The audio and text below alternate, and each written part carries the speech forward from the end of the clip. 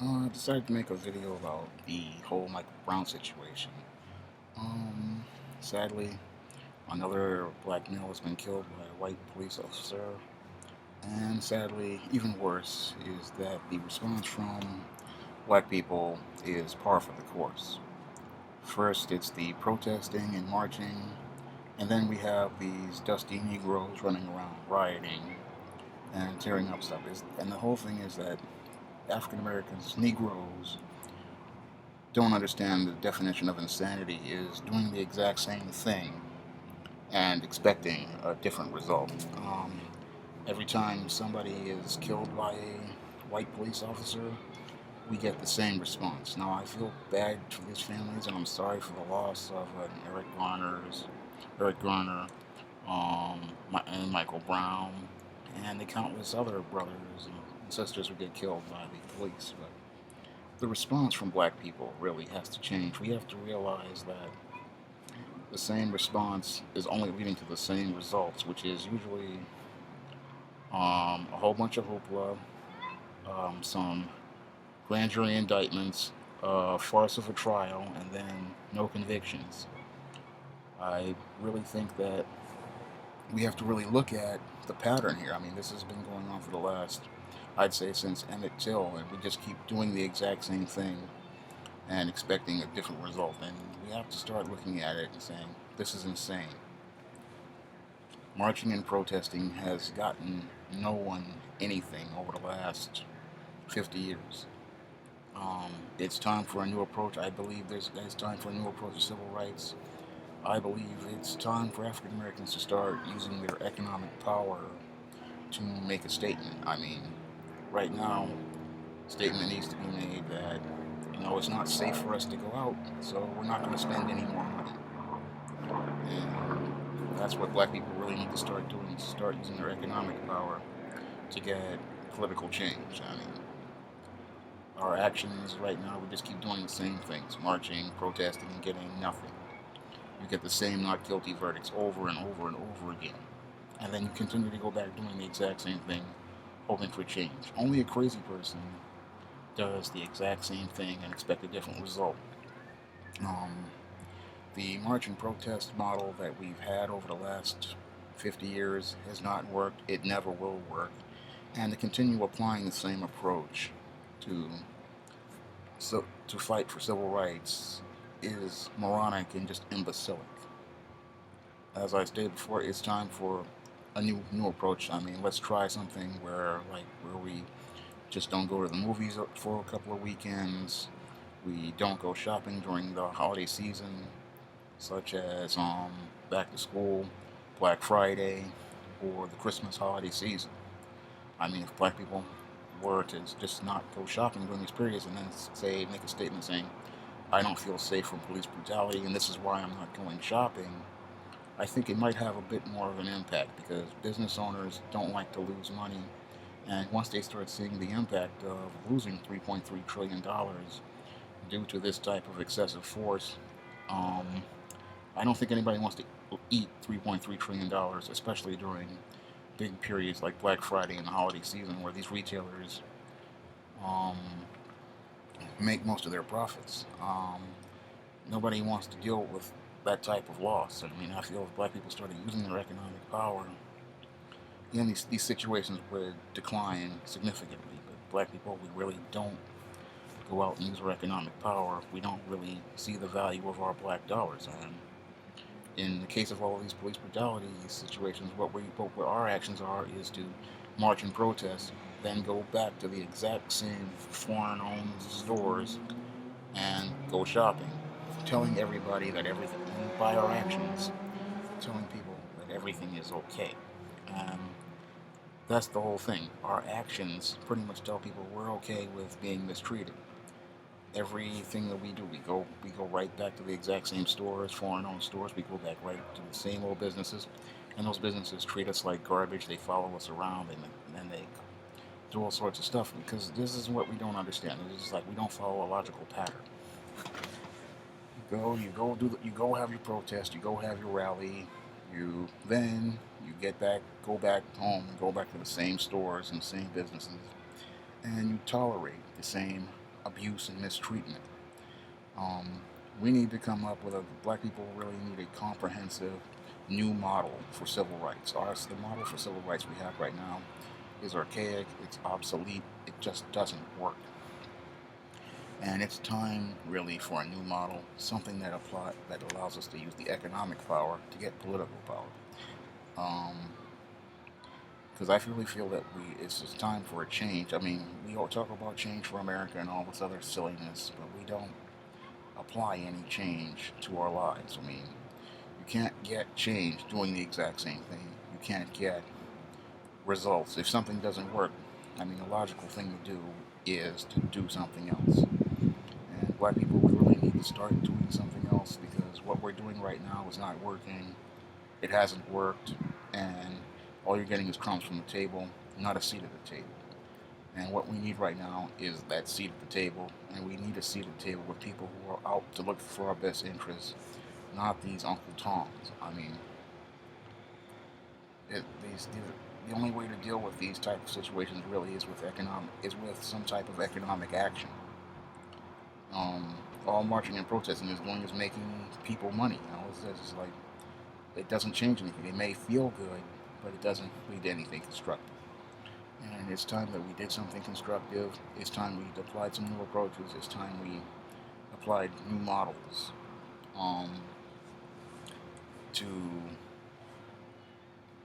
deal with this issue, with these issues once and for all. I mean, um, I feel sorry for the losses of Eric Garner and Michael Brown's family, but the Al Sharpton approach, it doesn't work. And we really need to do something else because we've been doing this, I'd say, since Emmett Till, and all we get are sore throats and tired feet from this marching and protesting approach. I mean, you might get a few crumbs for some midnight basketball, but that's nothing. I mean, that doesn't get people justice. I mean, if we look at things, I mean, this has to change because the only community that continues to have problems with excessive force are African American communities. You don't see Asian communities having problems with excessive force, and even at the height of 9/11, you did not see Arab communities having police officers killing Arabs. They weren't killing Arabs and beating Arabs because they knew if word got up to Saudi Arabia, what would happen was they put an oil embargo on them. And the reason why they don't beat up on Asians in Chinatown is because the Chinese, if they hear about this type of brutality, what they're going to do is they control all the factories for manufacturing of imported goods to the United States, and they're going to shut their factories down. And that's the type of leverage that they have. Plus, these guys have economic power. They have political seats, so people don't really want to beat up on those type of people who have the type of political influence. With black people, what we've done is we keep trying to buy in and try to get acceptance without any economic power. We gave away our economic power buying into the liberal ideologies of integration, that shopping at Woolworths and Barney's, racist stores that didn't want your money anyway. We tried to go back there. We bought into this idiotic ideology, and we lost our economic power. We lost our economic base. We decided we wanted to integrate and go to a white school instead of building up our own schools. And this is why a lot of us are in the jam we're in right now. I mean, the only way to get things right really is to get ourselves back on and get our economic power back and rebuild the economic paradigm of the black community. But too many African Americans, what they're going to do after they do the marching and protesting is head over to the local Jesus sneaker store for a pair of Air Jordans, or they're going to head to the foreign-owned corner store in this neighborhood for Little Debbie snack cakes, Black and Mild cigars, 50-cent sodas, you name it. This is what black people do. We don't take constructive action, and because we don't take the constructive action, nothing gets done constructively. All we get is a lot of emotional reaction, a lot of outrage, and at the end of the day, everything stays the same. Same old approaches do not lead to different results, and we have to understand doing the exact same thing, as I've said in constant videos and even in my blog, doing the exact same thing does not lead to a different result. The great genius Albert Einstein said that's the textbook definition of insanity. And black people, we have to stop being insane. We have to stop doing things like crazy people do. Crazy people hit their head against the wall and think they're going through a door. And this is what black people do. You're not going to go through, keep hitting your head on the wall and get through a door. I mean, what you have to do is realize, I'm hitting my head against the wall, I need to stop doing this. And black folks as a whole, we have to stop following leaders who keep hitting our heads against the wall. I mean, the record, let's look at the record of guys like Al Sharpton. You look at it, Amadou Et Diallo, Patrick Dorismond, um, Shawn Bell. That's just a handful of the guys who they said they were going to get justice for, and he got no justice for. I mean, if Al Sharpton, I look at Al Sharpton, if he were an NFL coach with his track record, he'd have been fired a long time ago. If he was an NBA coach, he would have been fired a long time ago based on his record. If he was a Major League Baseball manager, he would have been fired a long time ago because his record does not produce results. I mean, when you're 0 for 21, you can't say that you're an effective civil rights leader. You can't say that you're effective at all. And we have to look at our civil rights leaders and go, look, these guys are 0 for 21. They've failed constantly. They've just struck out. And when you're 0 for 21, the only thing you can do with an 0 for 21 coach is fire him and replace him with somebody who's more effective. And really, the black community, what we have to do is just fire our leadership because they're not doing the job, they're not getting it done. They're falling asleep on the job. I mean, all this stuff that's going on, the so-called gentrification, the dropout rate being at 75-80% here in New York City. It's not getting done. Black people not going to college. I mean, we've gone from black folks going to college 25 years ago to a 75% dropout rate. We've gone, I mean, the black community, we really have to look at this situation and go, look, there's eventually enough is enough. We need to fire these leaders. It's time to give them their walking papers.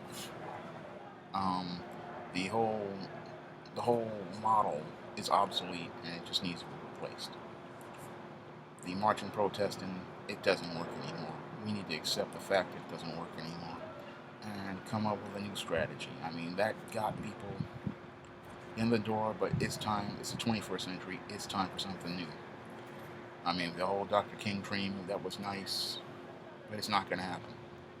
Right now, we need an economic model. I mean, I've heard other guys say this. I've heard guys like Iceman, Tariq Nasheed. They've all said, David Carroll, they've all said that this is time for something. It's time for something different. It's time to get out of the box. It's time to, but the whole thing is that black folks are just too lazy to do that type of hard work, to do that type of heavy lifting, to come out of that box. Because that's the whole thing. A lot of black people, I really believe that they're just too scared to come out of that box. Because the box is a safe place. And as long as they have somebody to blame for their problem, I believe really there is a situation with black people, even black people and white people. They're both codependent on racism.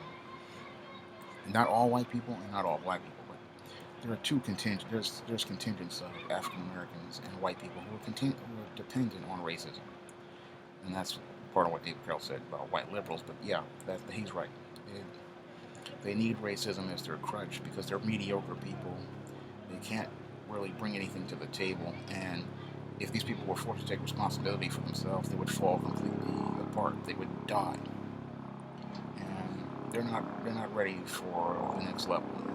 We really have to start pulling ourselves. Like I say, most of the black majority has to start pulling itself away from these small factions because they're really holding the country back and keeping the country from competing.